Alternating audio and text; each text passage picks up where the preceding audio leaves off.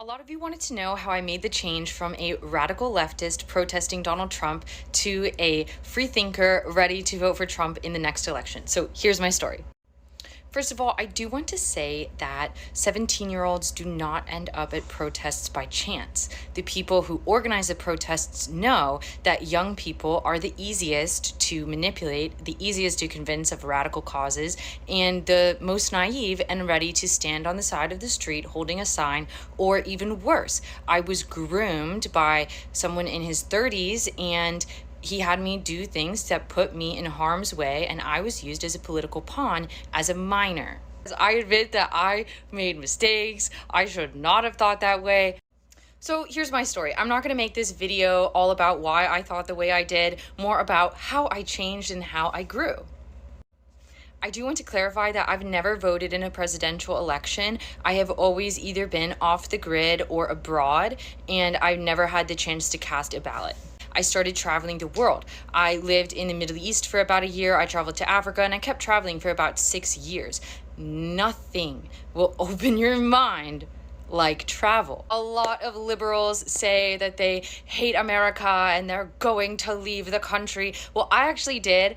I didn't leave purely motivated by hatred for America. I was more so consumed by wanderlust, and I wanted to travel the world, and I'm so thankful that I did. But I learned that there are billions of people who would do anything to trade places with the most destitute American, because the most destitute American has it better than the majority of people in a lot of third world countries.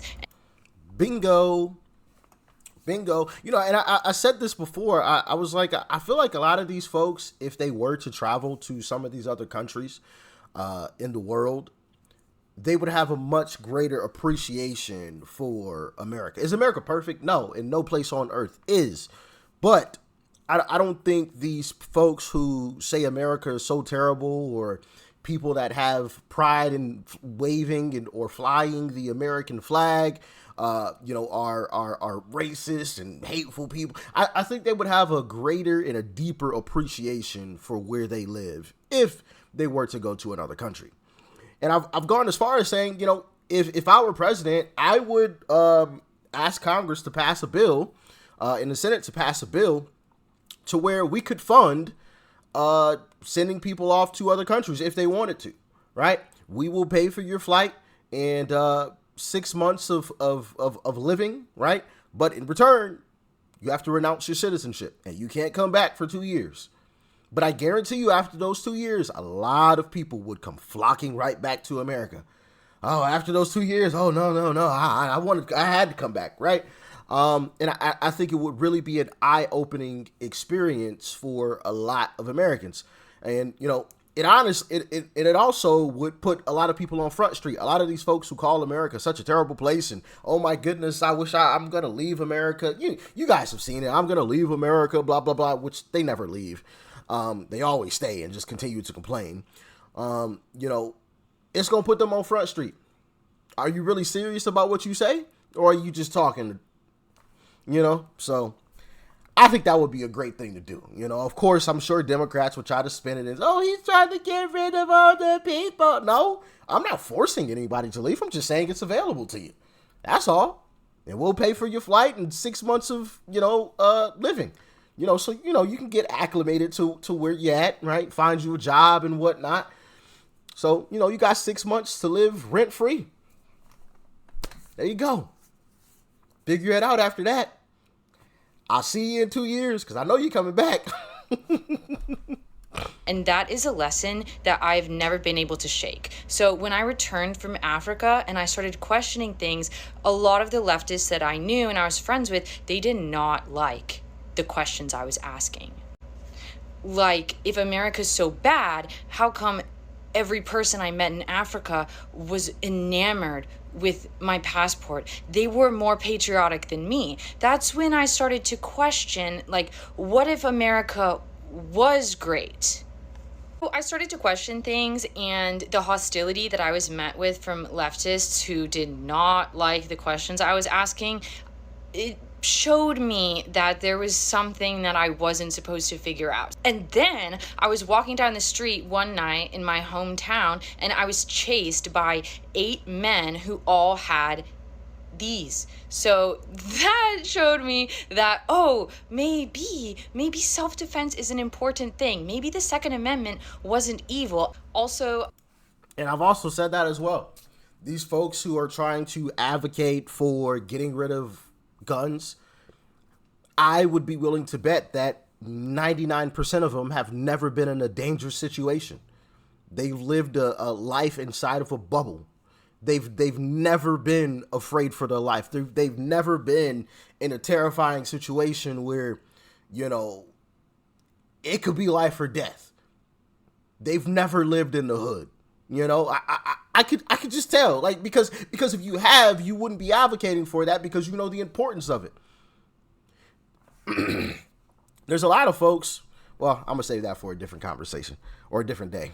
I did a road trip from California to Florida, and I was in the passenger seat of a Tesla, and the whole way we were filling up or recharging at solar panels, and I realized, and I'm not a mechanical engineer, but I realized that a tiny solar panel is not enough to charge the car like that. And once again, I'm not a mechanical engineer, I might be wrong, but it seemed like there was a diesel generator next to every solar panel. So this humbled me, because before that I was, everyone needs electric cars, we're gonna destroy the planet. But then I started to realize these electric cars are actually powered by diesel. And Elon Musk, you can correct me if I'm wrong, I totally respect Elon Musk. No matter what the answer is for what those diesel generators were, it helped me start to think, maybe I'm not being told the truth about climate change. Maybe there's more to the picture. It humbled me, just like traveling humbled me, to make me take a step back and think, oh, there's more to the picture that I'm not seeing. Also, and I'm showing you guys this because a lot of the things she's talking about, I've actually explained in videos, and I got the receipts, right? You can look them up right here on the channel. And that's one of the things as well that I've talked about, and I've mainly talked about it in YouTube Shorts. But I remember a short specifically where a chick was bragging about, an electric car.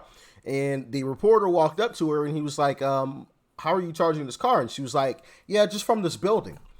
And he's like, no, how are you charging this car? And where are they getting the power from? And she said, oh, well, I'm not sure. Oh, I think it's blah, blah, blah company. She said the company. And he was like, well, how do they, generate their power? And she was like, coal. I mean, I think they're mostly natural gas. She said coal first, but then she realized what she had said. And she was like, no, I think they're mostly natural gas. And, in that clip, and I think the YouTube short is still up on my channel. For those of you that have seen it, you can comment below too. The guy then walks over to the gentleman that runs the power plant, because he happened to be there because it was like this big press conference kind of deal.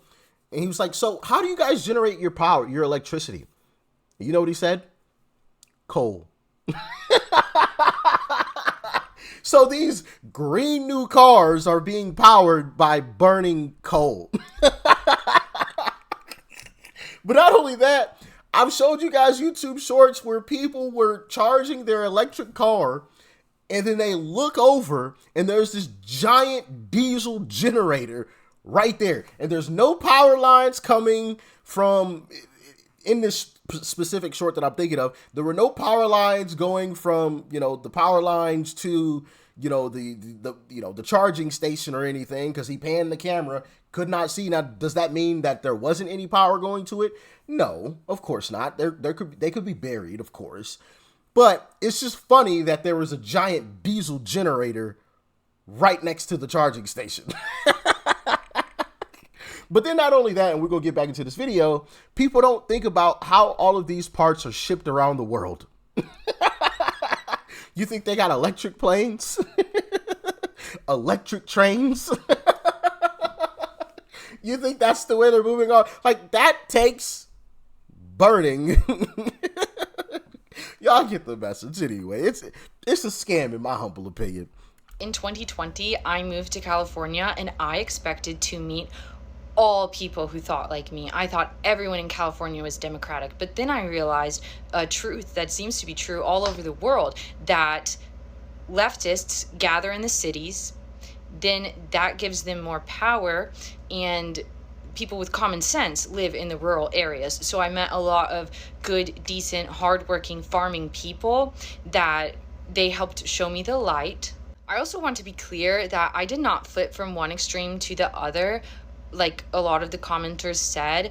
No, I would consider myself a moderate, and I would also consider Donald Trump to be a moderate. Saying that America is great is not radical. It is great. And in 2020, I also realized that Donald Trump being at the helm of our metaphorical ship protected us from slipping into tyranny because he is a federalist, because he gave the states rights. I moved to Puerto Rico, and there, the COVID mandates were absolutely insane, and that red pilled me harder than anything. No, I don't need a mask or a card to eat, walk down the street, go swimming in the ocean. No, that really ruffled my feathers, and now I value freedom more than anything in the world.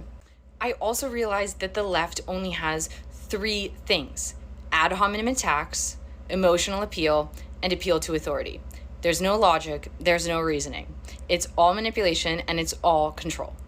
If you want freedom, you would be a Republican. I've realized that Republicans were always my friends, no matter my opinion, but I had a lot of fake leftist friends who, as soon as I started questioning things, they wanted nothing to do with me.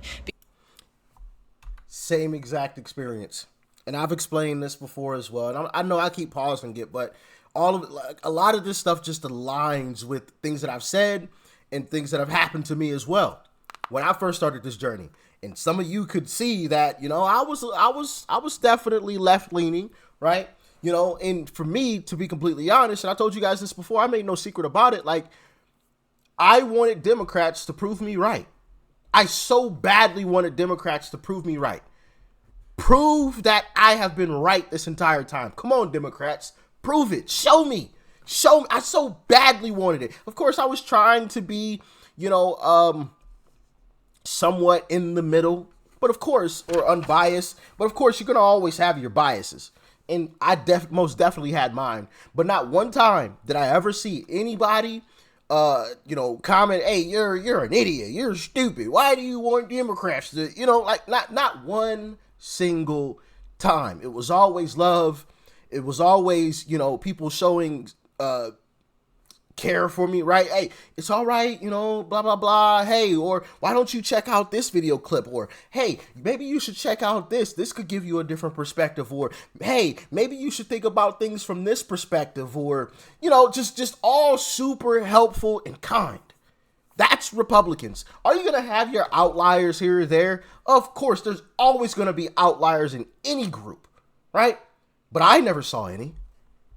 I never saw any hateful comments from any Republicans, when I'm sure y'all could clearly see that I was definitely left leaning, but still, it was always love. It was always kindness. But if you check my DMs, them Democrats, boy, they lost their mind. Oh, you, raccoon, right? But they didn't say the whole word, right? They called me part of that. You Uncle T, you this, you bootlicker, you house N-word, blah, blah, blah. Oh, I thought y'all were the side of love and positivity, though. All that love and positivity goes out the window the moment that I disagree with you. So you're lying. But the Republican side, it's all love. It's all love. I might disagree with the way that I felt back then, but there was never any hate. There was never any animosity. It was always love and encouragement. I just had to say that because we both, like, that says a lot when multiple people, and I've showed you guys other videos as well of other folks saying this exact same thing. It's all love and positivity on the right side, but it's hate, it's anger on the side of the left, but they claim to be the love and positivity side, which I think that says everything you need to know. When you have to try to brag or state that you're the side of love and positivity all the time, you're clearly not the side of love and positivity. The fact that you have to say it, right, says everything you need to know. Because if you were, you wouldn't have to say it. But they're always constantly trying to claim that they're the side of love and positivity, but we're the hateful side. Come on, make that make sense. Doesn't make sense at all. Because those weren't real friendships. Those were cult bonds. Those were trauma bonds. Those were us against the world. Don't question anything. Scare tactics, fear mongering, victim mentality. So I started a business. I wanted to lift myself up. I don't want to be a victim forever. And as I started to realize I'm not oppressed, then my world got so much better. I've been so much happier. Like, oh my God, I can't believe I spent so many years thinking that I was oppressed and my government was oppressing me. Okay, well, go to rural sub-Saharan Africa and meet people in shanty towns and then come back here in your air conditioning with your purified water and all the amenities that you could ever dream of and tell me you're oppressed? No, the illusion dissolved. It's over. I'm never going back. Also, in all of my travels, I always got a visa and I always crossed borders legally. So this whole immigration crisis that Biden is creating, that was a huge red pill for me as well, because that is not realistic. There's no country in the world that allows that. If I were to go to Mexico, Nigeria, China, Singapore, anywhere, and overstay my visa, the best case scenario, or enter without a visa, the best case scenario is deportation. That is the best case scenario. There's no other country that lets this happen like this. This is insane. And the final straw that broke the camel's back was I became an author. And as an author and owning a publishing company, I started to do market research, and I realized how terribly authors are treated and how the tentacles of leftism have infiltrated every aspect of the publishing industry, and you just can't do anything right. You can't write this, you can't write that, you can't say this, you can't say that. Well, guess what? I will love J.K. Rowling till the day I die. I continue to be red-pilled because now I'm researching American history. And yes, I learned American history in school, but I thought it was boring and I didn't care. But now I see the value of this great country. Now I see the vision of Alexander Hamilton, and I understand what this country has the potential to become. Thank you for everyone who left nice comments. It's really warms my heart. I was scared to break my silence, but here we are, and we're all in this together, and God save America.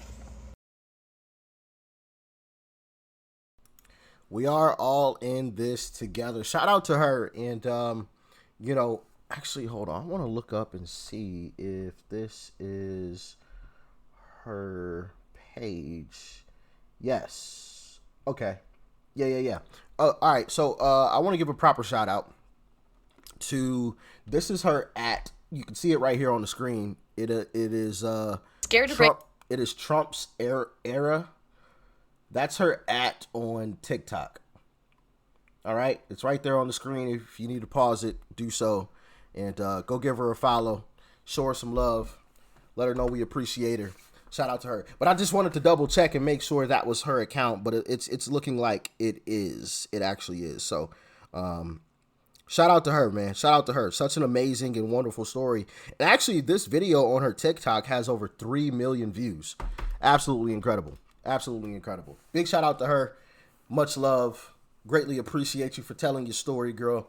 And man, so many things that I can relate on. That's the crazy thing. And I've showed you guys other videos in the past of, similar videos where people are talking about some of these exact same things. And I'm like, yo, I've said the same thing. Like, we've all had, it's kind of crazy. Like, we've all had similar experiences that like woke us up, that turned the light bulb on, and hey, it's still possible for a lot more folks, because there's a lot. I guarantee, I know it may not seem like it because of what mainstream media, what social media pushes out, but I guarantee you there are a lot more people out there that are like me and that are like the chick Trump's era, like the chick that you just saw. There's a lot of other people out there that just haven't had that moment, that just haven't had that, aha, I got it. moment. Now, of course, there are some people who will never have that moment, no matter what they're shown or what they see or what they're told. There's some folks that will never have that aha, I've been lied to, I've been tricked, I've been bamboozled, moment. But there are a lot of folks out there still that just need that moment. And you never know if you're having a conversation with that person.